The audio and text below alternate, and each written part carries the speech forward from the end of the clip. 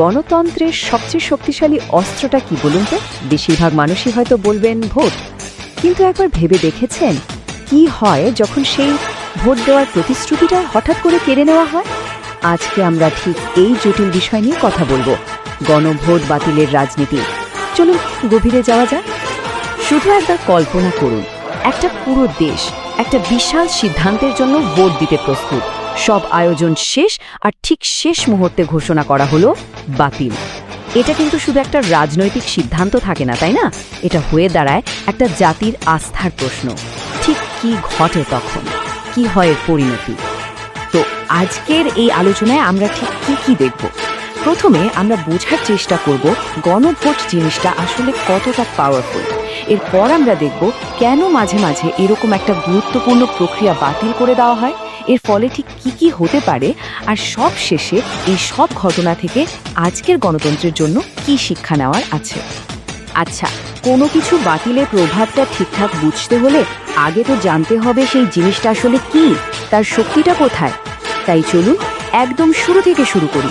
গণভোট ঠিক কেন এত গুরুত্বপূর্ণ একটা বিষয়? একদম সহজ ভাষায় যদি বলি, গণভোট বা রেফারেন্ডাম হলো এমন একটা ব্যবস্থা যেখানে দেশের সরকার কোনো একটা বড়সড় সিদ্ধান্তের ভার সরাসরি জনগণের হাতে তুলে দেয়। মানে জনগণ সরাসরি হ্যাঁ বা না ভোট দিয়ে নিজেদের মতামত জানায়। এটা অনেকটা প্রতিনিধিত্বমূলক গণতন্ত্রের পাশাপাশি জনগণের সরাসরি কথা বলার একটা মঞ্চ। দেখুন, গণভোট কিন্তু শুধুই একটা ভোট না, এর গুরুত্ব কিন্তু তার চেয়ে অনেক বেশি। এটা সাধারণ মানুষকে দেশের বড় বড় নীতি নির্ধারণের সাথে সরাসরি যুক্ত করে। সরকারের নেওয়া কোনো বিতর্কিত সিদ্ধান্তকে এটা একটা বৈধতা দেয়, মানে জনগণের একটা শিলমোহর পড়ে যায়। আর অনেক সময় তো দেশের মধ্যে বড় কোনো রাজনৈতিক সংকট বা বিভেদ মেটাতেও এটা দারুণ কাজে দেয়। ব্যাপারটা অনেকটা এরকম, যখন কোনো সরকার জনগণের কাছ থেকে সরাসরি রায় পেয়ে যায়, তখন সেই সিদ্ধান্তটা কার্যকর করা অনেক সহজ হয়ে যায়, কারণ তখন তাদের হাতে একটা স্পষ্ট জনসমর্থন বা ম্যান্ডেট থাকে। এটা সরকারকে সামনে এগিয়ে যাওয়ার জন্য একটা সবুজ সংকেত দিয়ে দেয়। কিন্তু আসল প্রশ্নটা হলো, কি হয় যখন জনগণকে দেওয়া এই সরাসরি মতপ্রকাশের প্রতিশ্রুতিটাই হঠাৎ করে ফিরিয়ে নেওয়া হয়? চলুন এবার দেখি কিভাবে এত শক্তিশালী একটা গণতান্ত্রিক প্রক্রিয়াও ভেঙে পড়তে পারে। হ্যাঁ, ঠিকই শুনছেন। শুনতে একটু অবাক লাগলেও এটা কিন্তু সত্যি। ইতিহাসে এমন অনেক নজির আছে যেখানে ঘটা করে গণভোট ঘোষণা করার পরও শেষ পর্যন্ত তা বাতিল করা হয়েছে। এর পেছনে নানা কারণ থাকতে পারে, যেমন ধরুন প্রচণ্ড রাজনৈতিক চাপ, আন্তর্জাতিক কোনো প্রভাব, কিংবা দেশের ভেতরের দলগুলোর মধ্যে হঠাৎ করে কোনো নতুন বোঝাপড়া হয়ে যাওয়া। তো প্রশ্ন হলো, ঠিক কী রকম পরিস্থিতিতে এই ঘটনাগুলো ঘটে? চলুন দুটো সত্যিকারের উদাহরণ দেখা যাক, তাহলে বাতিলের পেছনের কারণগুলো বুঝতে আমাদের সবার জন্য সুবিধা হবে। এখানে দুটো একদম আলাদা পরিস্থিতি আমরা দেখতে পাচ্ছি। একটা হলো 2005 সালের ইউরোপীয় ইউনিয়নের সংবিধানের ঘটনা।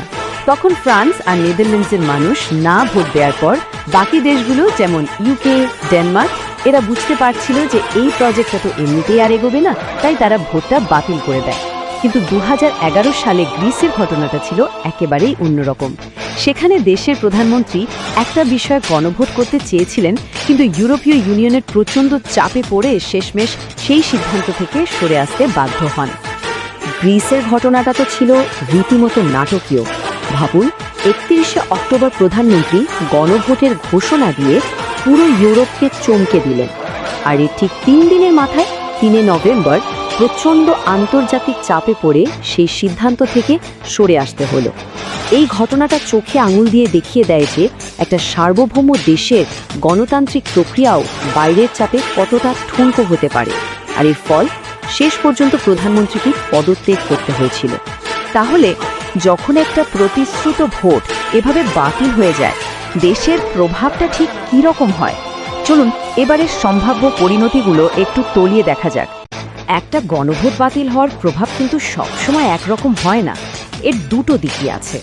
একদিকে যেমন সরকারের উপর থেকে মানুষের আস্থা একদম চলে যায়, দেশে রাজনৈতিক অস্থিরতা, বিক্ষোভও হতে পারে। কিন্তু অন্যদিকে অনেক সময় একটা বড় অর্থনৈতিক সংকট এড়ানোর জন্য বা দেশকে একজোট করার জন্য এটাকে একটা জরুরি পদক্ষেপ হিসেবেও দেখানো হয়, যেমনটা গ্রিসের ক্ষেত্রে যুক্তি দেওয়া হয়েছিল।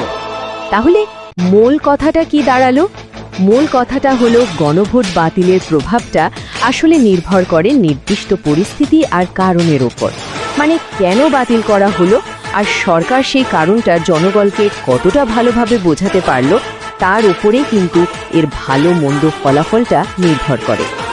আচ্ছা, এই পুরো আলোচনা থেকে আমরা গণতন্ত্র আর গণভোটের চরিত্র নিয়ে আসলে কি শিখলাম? চলুন এবার শেষ ভাগের দিকে এগোনো যাক। আর এটাই হয়তো আমাদের সবচেয়ে বড় শিক্ষা। গণভোট হলো জনগণের কণ্ঠস্বর, গণতন্ত্রের সবচেয়ে সরাসরি প্রকাশ। কিন্তু এই কণ্ঠস্বরটা রাজনৈতিক আর অর্থনৈতিক বাস্তবতার চাপে বেশ ঠুনকোও বটে। মানে জনগণের আওয়াজটা শক্তিশালী, কিন্তু সেটা যে সবসময় শোনা যাবে তার কোনো গ্যারেন্টি নেই। তাহলে এক কথায় বললে আমরা কি কি দেখলাম? প্রথমত, গণভোট গণতন্ত্রের একটা খুবই শক্তিশালী হাতিয়ার, কিন্তু এটা কোনো নিশ্চিত ব্যাপার না। দ্বিতীয়ত, রাজনৈতিক আর অর্থনৈতিক চাপ অনেক সময় জনগণের ভোটের প্রতিশ্রুতির চেয়ে বড় হয়ে দাঁড়ায়। আর তৃতীয়ত, ভোট বাতিল করলে সংকট হয়তো এড়ানো যায়, কিন্তু জনগণের আস্থা প্রায় সবসময় নষ্ট হয়।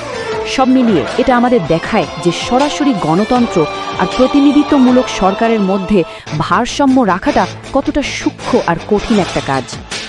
আর একদম শেষে একটা প্রশ্ন সবার জন্য রেখে যেতে চাই। একটা সংকটময় মুহূর্তে দেশের বৃহত্তর স্বার্থের দোহাই দিয়ে একটা প্রতিশ্রুত গণভোট বাতিল করা, এটা কি গণতন্ত্রকে বাঁচানোর জন্য একটা জরুরি পদক্ষেপ, নাকি এটা আসলে জনগণের বিশ্বাসের সাথে করা একটা চরম বিশ্বাসঘাতকতা? উত্তরটা কিন্তু মোটেই সহজ নয়। এই বিষয়টা নিয়ে ভাবার জন্য সবাইকে ধন্যবাদ।